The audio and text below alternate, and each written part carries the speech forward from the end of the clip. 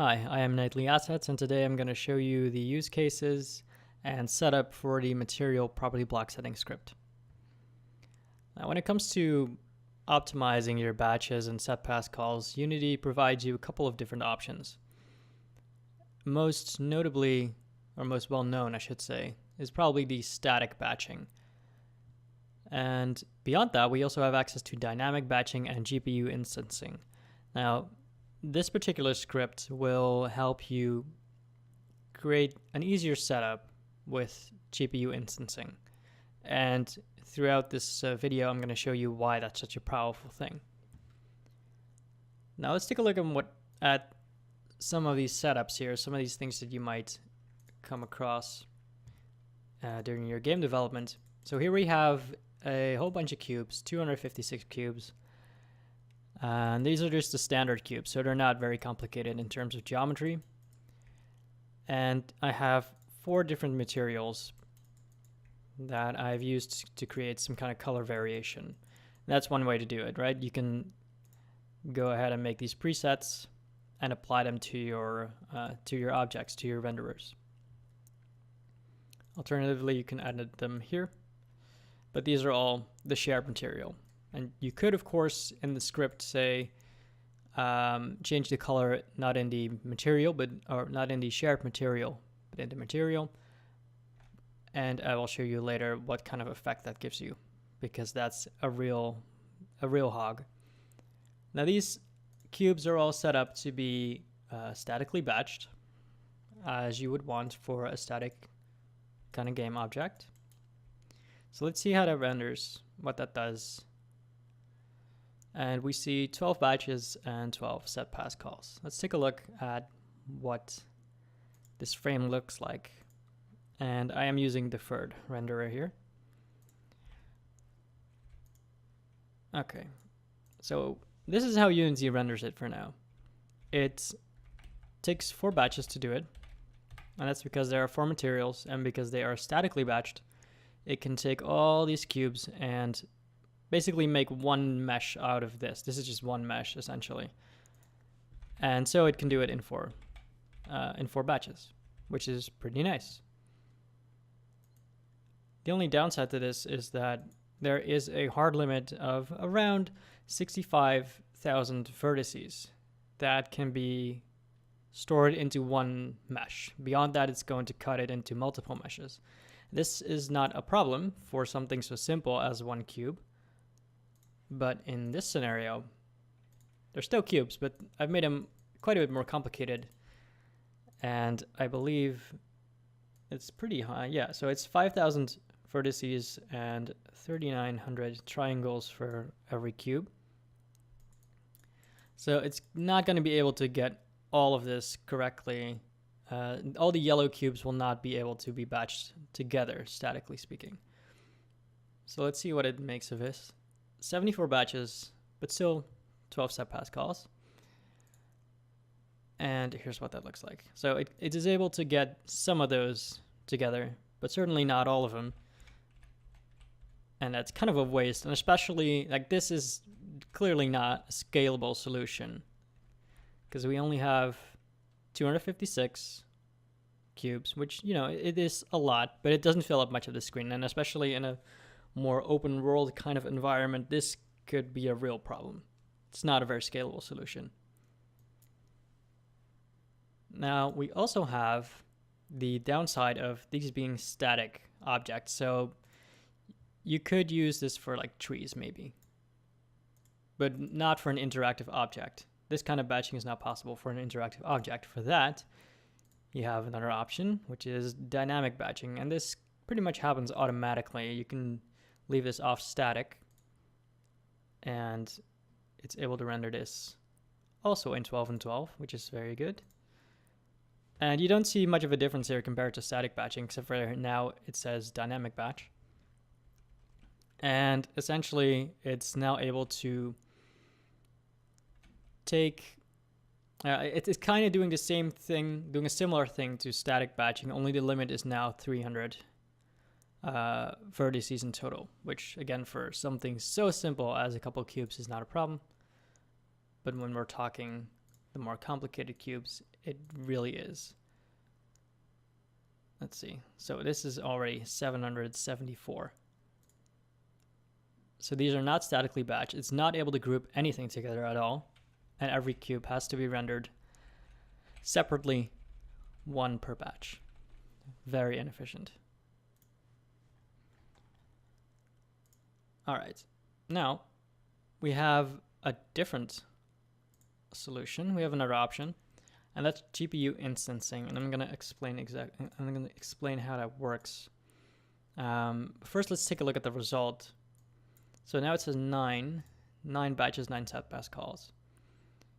And we can see from the frame debugger that it renders all cubes in one batch in one go, but they still have their complicated geometry, they still have their color variations, and they are not static objects. So we can have them be interactive objects, which is very nice. Now, how does that work? It's pretty much a combination of setting up your shaders correctly and interacting with a script with that material. And I'm going to show you a little bit later how this is all set up. But first I want to give you some other use cases. So here we have, these are all blue right now, but I gave them a script that, I gave every cube a script that's going to randomize the color. And that looks like so. Very, very basic. So this is what I meant earlier. If we apply something to the material color, instead of saying the shared material, it's going to essentially make a new instance for every material, which means we're going to have 256 cubes with 256 materials. And it's going to look like this. Cool. And because these are static, it is able to batch some of it together, it looks like. I don't think it happens here. But later on, I think when it comes to the shadows, it's able to take some of those cubes, yeah, and put them together. So that's why it's not 700 something batches, but it's 306, and the set pascals is now 264. Very high. But yeah, it has to render everything separately. And this is for a static object, remember that. So it gets even worse when we keep it at dynamic. And I think it stays there at 774 batches. It is still at 264 set pascals, but now again, it has to do everything separately, both in terms of shadows and in terms of the GBIF for rendering. And again, GPU instancing saves us all. We get the same result, same visual result, but again, 9 passes, 9 batches, and everything is rendered in one go. Now, that's nice. We can have all these color variations. That's pretty cool. But where I think it's more powerful is when we have something like this. Now in this setup, I applied one texture. So you could kind of see it as if it were a texture atlas, where we have these different game objects that are dynamic, which could have vastly different looks per object. And instead of having to go in your material and applying different kind of tilings and offsets and making multiple materials for that, that's one option, but then you would have 9 materials and probably one mesh instance. So you'd have one plane and then 9 different materials. Or alternatively, you could do it the other way around, get one material and have 9 different meshes, which have their own UVs kind of pre-baked essentially. But both of those are gonna give you the result where every single instance has to be rendered separately in separate batches. But because we are using a GPU instancing or I should say, we are using the material property block and changing some properties. For instance, the tiling and offset. In this particular way, we are able to render this all out in one go, in one batch. And the reason why this is so powerful is because these could all look very, very different. Say I have some kind of modular game with different kinds of tile sets, with different tiles, different kind of floor types. We could have all these different floor types into one big texture atlas and have all that render in one go, instead of having to use separate materials or having to use separate meshes, which makes them only statically viable. And even then, there's a limit. So if you're using complex geometry, you might start to hit limits when it comes to combining meshes and such. So let's take a look at how this is set up. Let's start with the material. Actually, no, let's start with the shader. These are made in the Amplify shader editor. And I'll show you what that looks like. It's pretty standard, pretty straightforward.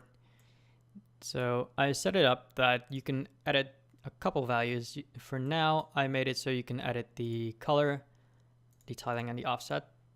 And the way you can set that up is by setting this to instance property. And if you don't have this editor, so you can make your own shaders, that's probably the most useful for you.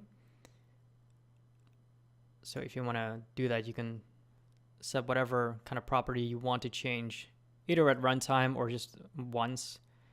You can set it up like that. Alternatively, you can use a text editor. And the only thing that matters here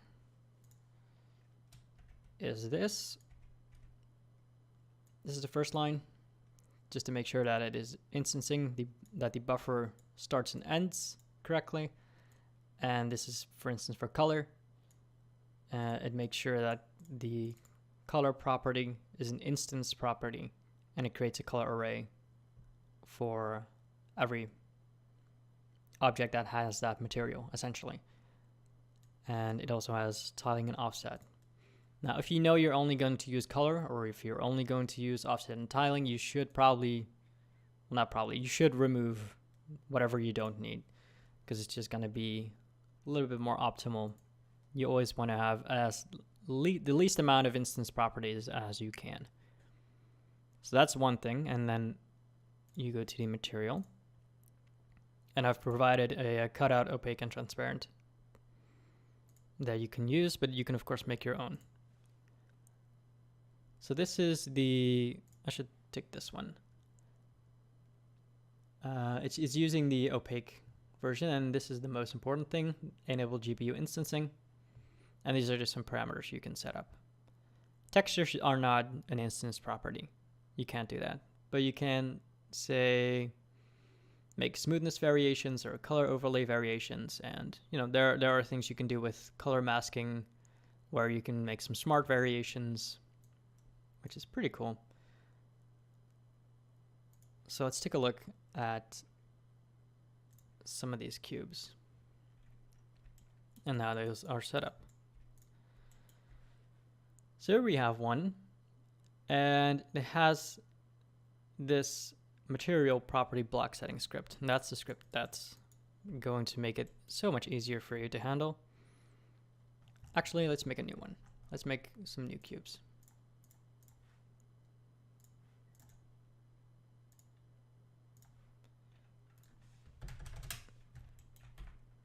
All right.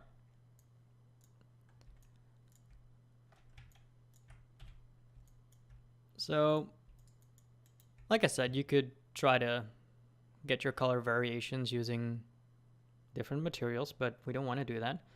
Instead, what we're going to do is attach this script, this material property block setting script, and that will allow you to address the different kinds of properties. Now, the way you know what properties you have available is you can just go to the material, and if you have the Amplify shader editor or any other shader editor, you'll be able to tell. It's gonna say property name, for instance, this is underscore tiling, and I know that color is underscore color. But if you don't have that, you can either read it directly from the shader, or you go to debug view, and it'll tell you right here, color, and we can see this is the property that we want to adjust. Okay. So back to this, here we can say what property do we want to change? Well, I know that, well, first off, the question is how many. In this case, I only want to change the one color value. So I'm just gonna say 1, and we're gonna start with the property name, which is color. Then we do a colon, and we say what kind of type is this property, and we have the choices between float, vector, and color. In this case, it's color. And then put a period, and now you type in whatever submesh index you want. So if, say, this cube had multiple materials applied to it, this would tell it which material it should talk to. So we can set this to red, for instance, and copy this over and change it to green and blue. And this will render in one batch. At least it should. Yes, it does. Now this would not be possible this quickly, nor would it be, it would not be easy to make this in one batch if it wasn't for GPU instancing. And with the script, you can just type it here in your inspector and kind of play around with that without having to go into scripts all the time. And we can just, you can get multiple in there if you want. As you can see, it starts to override because they're all talking to the same property. But this is one way to handle that. So that's a very simple thing. And we can also say, change the, let's just apply this one real quick. So color, there's a color overlay. And we can also just add a second one for tiling, which is a vector. Now this in this case is going to be a vector 2, but it really doesn't matter. It's going to just, and if it's any kind of vector, either vector 2, 3, or 4, just type in vector. And we can adjust the tiling here. And I don't know, do this. So you can have different kinds of tilings per object, and it's all gonna render in one batch, which is very nice. Especially when it comes to having a lot of material, a lot of objects for larger scale projects. This is gonna be huge. Now, when it comes to changing properties at runtime, because I haven't showed you this, but it's gonna, right now, the properties that you apply here are applied when you change them, either through the inspector, and they're applied once you run the game, but only on the first frame, only on the awake, and now it's just gonna be inactive. The script's not doing anything anymore, which is good for performance. But if you want to have something that changes over time, so you want to change the tiling over time, or change the color, or vertex offset, whatever it is you want to do, we have to do that a little bit differently. And we need a secondary script to basically address what property it needs to change. So if you have a very complicated kind of game object, like a character, which has all these different kinds of glowing parts, and you need the colors to change, or you need the tiling of it to change over time, you could of course do that in your material. But if you have a ton of those characters, say it's like an enemy, and it needs to display in color what its health is like, for instance. So you have 100 of those guys on screen, and they all have different kinds of colors. This would be a good way to use that to tackle that kind of problem.